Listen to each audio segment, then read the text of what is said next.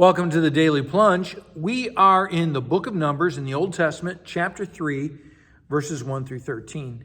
It starts off by telling us that this is about the family of Aaron and Moses. We often forget that Moses is actually the younger brother that the Lord elevated to the leadership position over Aaron, but that both of them together are called as key leaders, the key leaders for Israel out in the wilderness. Now, it also talks about Aaron's sons. There's no mention of Moses' sons, but Aaron's sons are appointed to be priests as well. But the two older sons decided to go to God on their own terms. They brought what the Bible calls an unholy fire. You might even think about that their own passion, their own fire, instead of a passion that was guided by God. And they paid the ultimate price for that. And I think one of the things to take away from that is that, just because one is called to an office, a position, doesn't mean that they're morally better than anyone else. Now, it goes on to say that that Aaron and the priests are to have, that they have the authority to teach the people of Israel what it means to follow God, to handle the holy, and to come to grips with who God is. And it is a great privilege that Aaron and his sons have, but with this great privilege is immense responsibility. And again, they're not morally superior. They've been simply called to this office.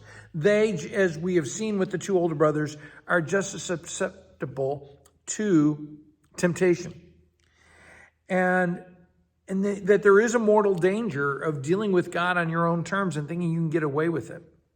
Now, the Levites, we are told that they are called up to help, to assist Aaron and the priesthood.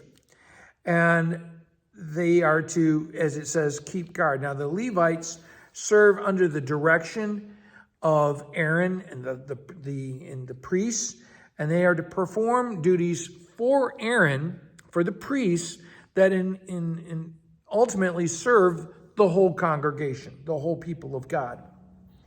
And they are in charge of the tent of meeting, or otherwise known as the tabernacle. Now, later in the chapter, it's going to talk about counting the guys who are basically 18 to 50. And why? Because the work of moving the tabernacle with all its furniture and items was heavy work. And so they needed all these guys to do that. But there's another thing that happens. All of the Levites, all of them are given unreservedly to the Lord in serving Aaron in the tabernacle. That is their focus. They're not to be working on other stuff.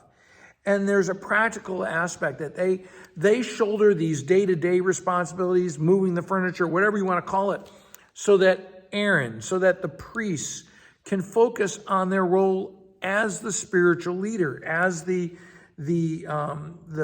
pastoral guide, as the teachers of Israel.